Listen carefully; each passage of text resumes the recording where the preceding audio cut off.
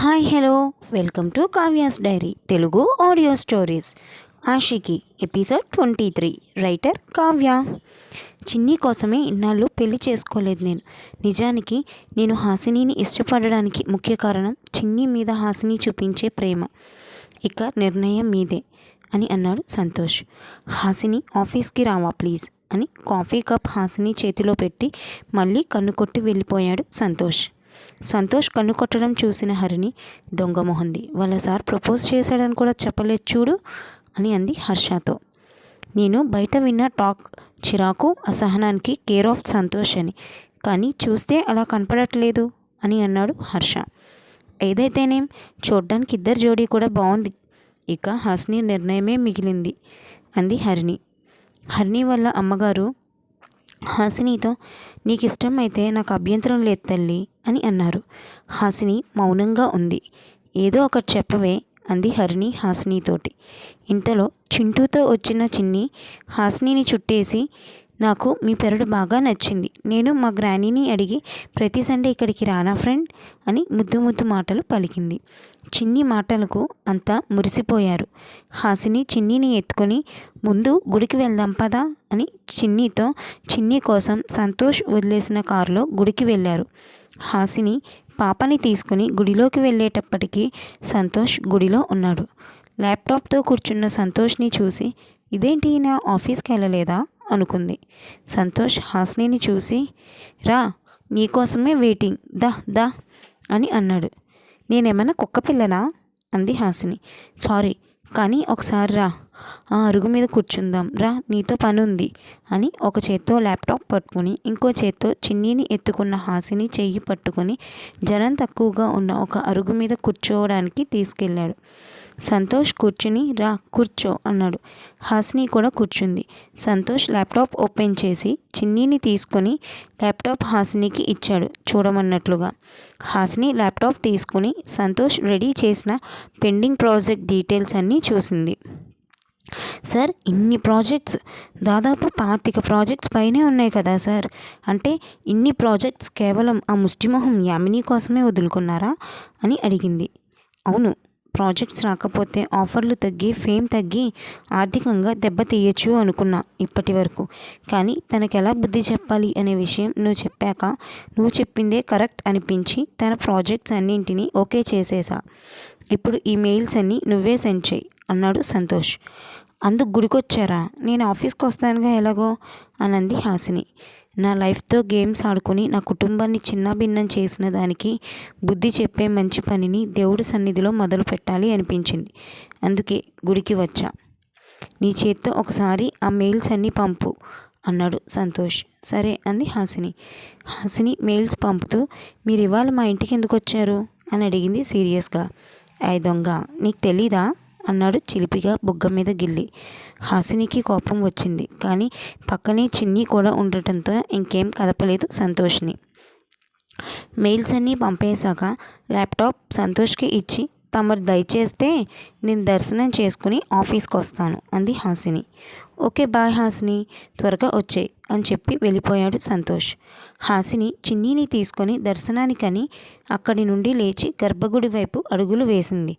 అప్పటి వరకు హాసినికి వెనుక అటుపక్కకి తిరిగి కూర్చున్న వ్యక్తికి హాసిని మాటలు సంతోష్ మాటలు వినిపించి ఇప్పుడు తనకి హాసిని మాత్రమే సహాయపడగలదు అని అనిపించి తన దర్శనం అయిపోయినా కూడా హాసిని కోసం గర్భగుడిలోకి వెళ్ళింది. హాసిని ఎటు వెళ్తే ఆ వ్యక్తి అటు వెళ్తూనే ఉంది. హాసినికి తనని ఎవరో ఫాలో అవుతున్నారు అనిపించి వెనక్కి తిరిగి చూసింది. ఆ వ్యక్తి హాసిని తనని చూసేసరికి నీతో ఒకసారి మాట్లాడాలి ప్లీజ్ అని చేతి వేళ్లను దగ్గరికి చేసి పక్కకి వచ్చి మాట్లాడమని రమ్మని చెప్పడానికి కన్ను కొట్టింది. ఎవరో తెలియని అపరిచిత వ్యక్తి నాకు కన్ను కొడుతోందేంటి, ఈ అమ్మాయి ఏదో తేడాగా ఉంది అని నడక స్పీడ్ పెంచింది హాసిని. ఆ వ్యక్తి కూడా నడక స్పీడ్ పెంచి హాసిని వెనకే వెళ్తోంది. హాసిని చిన్ని దర్శనం పూర్తి చేసుకొని కాసేపు గుడిలో కూర్చుని గుడి బయట ఆవరణలో ఉన్న ఆంజనేయ స్వామి విగ్రహానికి దండం పెట్టుకోవడానికి చిన్నిని కూడా తీసుకుని వెళ్తుండగా చిన్ని ప్రసాదాల దగ్గరికి తీసుకెళ్ళమంటే హాసిని అంజీతో చిన్నిని పంపించి ఆ గుడి ఆవరణలో ఉన్న ఆంజనేయుని విగ్రహానికి దండం పెట్టుకోవడానికి హాసిని వెళ్తుండగా ఆ వ్యక్తి హాసిని చెయ్యి పట్టి పక్కకి లాక్కెళ్తుంది మాట్లాడడానికి. హాసిని ఆమె చెయ్యి వదిలించుకుని, చిచ్చి నేను అలాంటి అమ్మాయిని కాదు, నన్ను వదిలేయి ప్లీజ్ అని హాసిని వెళ్ళిపోయి ఆంజనేయుని విగ్రహం దగ్గర కళ్ళు మూసుకొని దండం పెట్టుకుని కళ్ళు తెరిచేసరికి హాసిని ఎదురుగా మోకాళ్ళ మీద నుంచొని చేతులు రెండూ జోడించి, నువ్వే నాకు దిక్కు ఇప్పుడు, ప్లీజ్ ప్లీజ్ నువ్వే హెల్ప్ చేయాలి, చాలా రోజులైంది తెలుసా, నీ వల్ల మాత్రమే ఆ పని అవుతుంది, ప్లీజ్ కాదనుకో అని పైకి లేచి హాసిని చేతులు పట్టుకుని బతిమాలుతోంది. హాసిని భయపడి తన చేతిలో నుండి హాసిని చేతులు విడిపించుకుని, ప్లీజ్ నన్ను వదిలే, నేను ఆ టైప్ అమ్మాయిని కాదు ప్లీజ్ అంది. అప్పుడు అర్థమైంది ఆ అమ్మాయికి తనను హాసిని తేడాగా అనుకుంటోంది అని. వెంటనే ఆ అమ్మాయి, చిచిచ్చి అంటే నువ్వు ఇప్పటి వరకు నన్ను తేడా అని అనుకున్నావా ఏంటి అని అడిగింది ఆ అమ్మాయి. నువ్వేగా కన్ను కొట్టి పక్కకి రమ్మన్నావు, నేను సినిమాల్లో చూశాను, ఆ టైప్ అమ్మాయిలు అలానే బిహేవ్ చేస్తారు అని అంది హాసిని. ఆ అమ్మాయి తల మీద చేయి పెట్టుకుని, ఓఎంజీ అందుకా నేను మాట్లాడుతుంటే వెళ్ళిపోతున్నావు, అసలు నేనెవరో తెలుసా అంది ఆ అమ్మాయి. ఎవరు నువ్వు అని అడిగింది హాసిని. నేను సంతోష్ అన్నయ్య చెల్లెల్ని, కీర్తి నా పేరు, ఆ డెవిల్ యామిని వల్ల విడిపోయాం మేము. ఇందాక మీరిద్దరూ మాట్లాడుకునేటప్పుడు నీ వెనుకే అటువైపు తిరిగి కూర్చున్నా, మీరు యామినికి బుద్ధి చెప్పాలి అని అనుకోవడం కూడా విన్నాను నేను అని అంది కీర్తి. ఇంతకు నేను నీకేం సహాయం చేయగలను అడిగింది హాసిని. నేను స్టడీస్ కంప్లీట్ అయ్యాక వైజాగ్లో దివాలా తీయడానికి రెడీగా ఉన్న ఒక మొబైల్ కంపెనీని కొనుక్కొని డెవలప్ చేసుకుంటూ వస్తున్నా. మా కంపెనీ ప్రోడక్ట్ని మార్కెట్లోకి పబ్లిసిటీ ఇవ్వడానికి యాడ్స్ కోసం అన్నయ్యను ఎన్నిసార్లు బతిమాలినా కనీసం తనని కలిసే అవకాశం కూడా ఇవ్వలేదు మాకు. నాన్న అయితే చాలా బాధపడుతున్నాడు వదినా.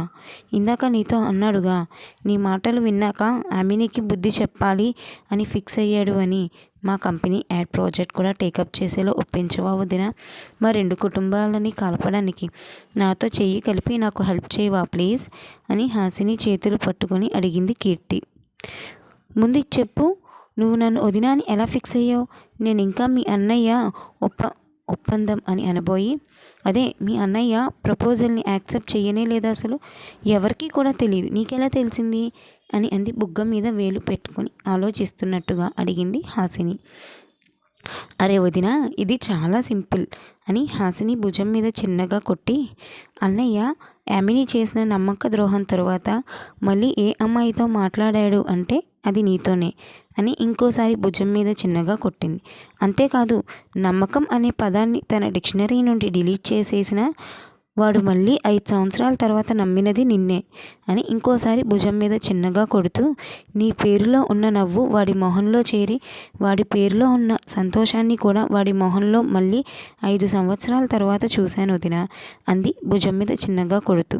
కీర్తి పదే పదే భుజం మీద కొట్టడం వల్ల కీర్తి మాటల్లో అర్థం గ్రహించలేదు హాసిని. నీకు కుంఫు కరాటే లాంటివి నేర్పించి మధ్యలో వదిలేశారా ఏంటి అని కీర్తి చిన్నగా కుట్టిన చోట రుద్దుకుంటూ అడిగింది హాసిని.